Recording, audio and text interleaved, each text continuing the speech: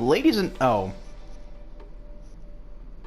character. Ladies and gentlemen, welcome back to Terraria. In the last episode, we've established a house and we have gotten every single bit of equipment established.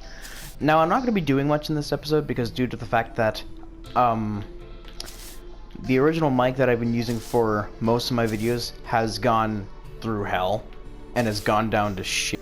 So, what I'm going to do is I'm just going to do a brief synopsis of how I got to where I am, and then when I get a better mic, I'll be able to start recording again. So throughout the playthrough, what I've gotten is a lot more tools, and a lot more health, and also a brand new weapon or two.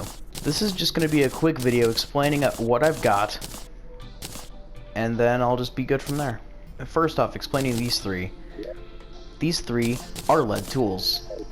Lead tools are just lead tools. Lead can be naturally found in the world, as I've explained in the first episode. The only thing about these is that you can craft lead into tools and weapons, as you can see that I've done here. Also within a mine, I have found a brand new weapon called the Wand of Sparking. And of course, Wand of Sparking, as you saw in the quick brief demonstration, lights enemies on fire occasionally.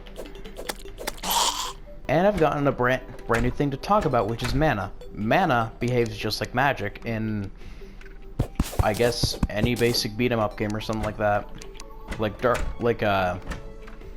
Diablo or something. I don't know. Anyways, magic weapons can tend to be quite useful, and that's pretty much it.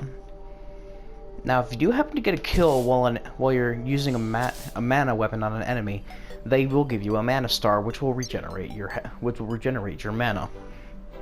This is very useful in some situations where you're going to need to basically fight an enemy to get extra mana. Now, explaining this thing here. That is a platinum broadsword. Platinum is one of the most valuable ores in the game of Terraria. It is very hard. It is usually kind of hard to find, and you will be able to only find it in little bunches to medium bunches. And with that, I've made a platinum broadsword, which on its base is 15 damage. Now, I got two new NPCs that I want to talk about. Romeo here is a traveling merchant. Traveling merchants can tend to have a lot of useful stuff, mostly useful stuff early game. For example, I just got the DPS meter. DPS meter displays damage per second. I'll be able to use this later in the game for something very important. Traveling merchants can appear completely randomly if you have an amount of NPCs in your town, and they can have a variety of goodies like the sake. And the next one is Fredrickson, the merchant. Merchants have basic items that they have for set prices. For example, you can buy an anvil for 50 silver. But since that you can already get an anvil early in the game, I didn't really need it much. But what I did need is the item that I just used to place that DPS meter in, the piggy bank. I'm going to be acting out a scenario with the piggy bank. Let's say they put a bunch of items inside of the piggy bank. When you go out on an adventure and you head back, you see that your items are still there. Now say that another player was to look inside of the piggy bank to steal all of your goodies. If they look in the piggy bank, it's just a blank slate. However, if they were to put items inside of the piggy bank and then head back, they would see that their items are still there. And that's a brief synopsis of how a piggy bank works. Almost there. All I gotta do now is just talk about chests and the equipment and also other things I've gotten.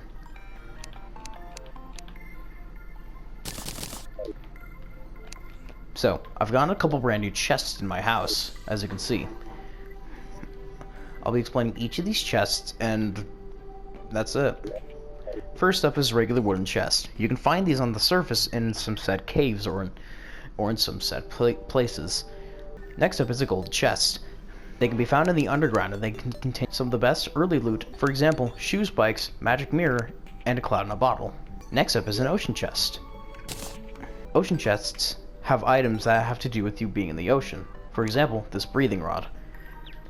The breathing rod helps me breathe underwater a lot more longer than before. Next up is the ice chest. The ice chest contains loot that has to do with being on ice.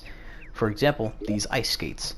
Ice skates increase your mobility on ice, and you're not able to fall on thin ice. And finally, a granite chest. A granite chest behaves exactly just like a normal golden chest.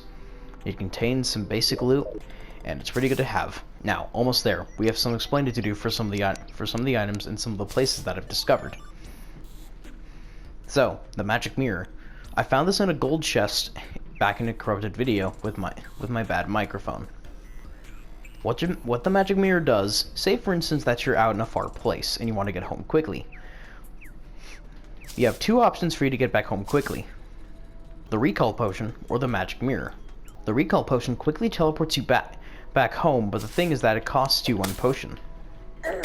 Now, however, the magic mirror takes a little more time to teleport back to your home, but it doesn't have any limits.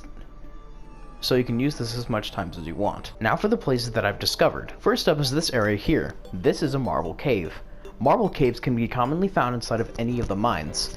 It's like a mini biome inside of a mine. Usually these can contain houses. Usually these biomes can contain abandoned houses that can contain some loot that a golden chest would have. But except it has a really good cool looking chest. Next up is a granite cave.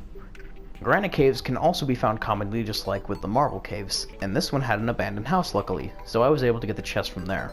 Now for the evil biome, the corruption is quite unique with how they handle their chasms. Some of these chasms only have a few ways for you to enter in before you can actually enter into the actual chasm part of the corruption.